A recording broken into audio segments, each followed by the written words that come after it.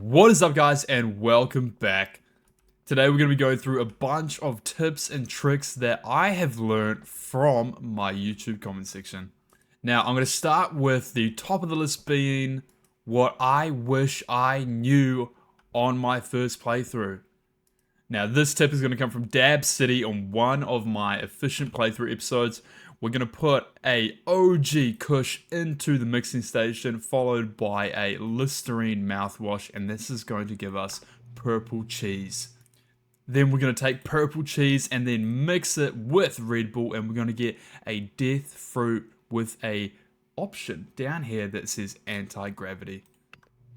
Now, if you go outside and enjoy your finished product, you're going to notice you have a special effect of a fast run, and not only that, you're going to be able to jump super high, essentially flying around the map, clearing fences on top. Super helpful for early game. So if you have this available to you, I would definitely utilize it on your deals. Run around making advantage of these effects. Just look how fast you can run. Unfortunately, the effect does not translate to the skateboard, but that's okay. And when I say the speed effect doesn't work on the skateboard, of course, your anti-gravity still will. Look at these jumps. But you do land a little bit on the nose. While we're flying around, you can pick up the baseball bat from the basketball court, and you can use this, especially early game, to attack vending machines for money. You can also do the same thing with ATMs, but keep in mind, the ATM will be broken for the next 2 days. But a good little trick if you need some fast cash. Here is another trick for the skateboard. We all know it is a super useful vehicle for the early game, coming in at $1,500, but here is something you might not have known. When moving around on the skateboard, if you spam your jump button, you will infinitely pick up speed, getting to some pretty crazy speeds. Makes it a pretty useful way to get around the map faster than any other car.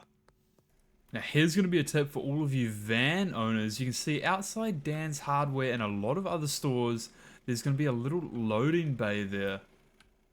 Now, if you're like me, I just thought that was there for decoration, but what you can do is you can back your van into the loading bay, leave it there like so, and now anything you order from Dan's Hardware, you're going to see a little option down the bottom here that says load into vehicle, and you can tick this or untick this option.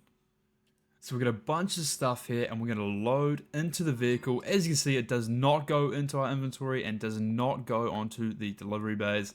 It goes into the back of our vehicle. Now that's a very useful tip. Let me know if you have heard that one before. Now, I've got a bit of a fun one for you guys. This is not really practical, but it is a little bit of fun. You can grab one of the basketballs in the basketball court, and if you actually look down, jump, and then hold S, it will launch you high into the sky, and you can ride that basketball as long as you want. Now, here's going to be a good trick from the warehouse. You might have heard this one before, but if you want to access these employees during the day, what you can do is you can walk up to one of them. He's not going to like this one, and you can give him a wee nudge, and he's going to follow you. And if you lure him outside the warehouse, I think there's going to be a pretty good spot. And then you jump on your skateboard and get away as fast as you can. He's actually going to stay there.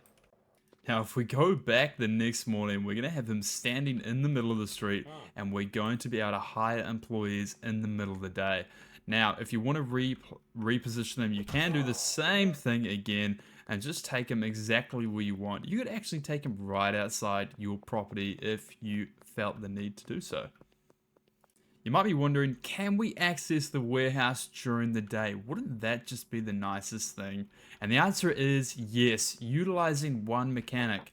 So if we knock on Benji's door when he is home and we give him a little nudge and we get him to follow us down to the warehouse and we just keep him at an arm's length, and then we're going to stand by the front door and we're going to let him take a wee stab at us, and then we're going to go straight inside and he's not going to be able to follow us. So he does open the door for us, and it is currently 8 AM and we have full access to the warehouse. So if you'd rather do that than drag all of your the workers outside, that's going to be a tip for you as well.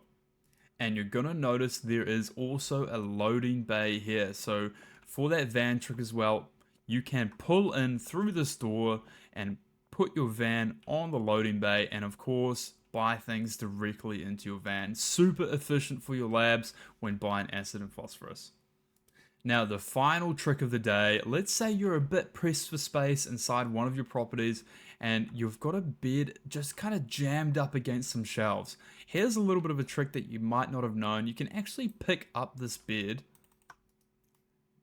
and now if we go over to the motel, or this works for any properties, and if we put the bed down in the motel, we can actually walk back and see how we have a worker outside. So this is going to be assigning this worker that works in the sweatshop. We can assign her, and if we run back to the motel, we can assign her to this bed here. So she is still going to turn up at the sweatshop every single day for work, but as long as you're putting money into her briefcase, she will go to work like normal. And that's just going to free up a bit of space in each of your properties from your beds. Thank you so much for watching. Hopefully you learned something in this video. If you have any more tips and tricks, make sure you put them down in the comments below and I will feature them in the next episode. As always, please like, comment, and subscribe. The support you guys have been showing on these videos really helps. I have links to guides for every single one of the property in the description below. So if you're having problems, make sure you check out those guides for the most efficient setups for each one of your properties. And of course, I have a playthrough on my channel as well. Now that's going to be it for this one. I hope you guys enjoyed, and I will see you in the next one, as always.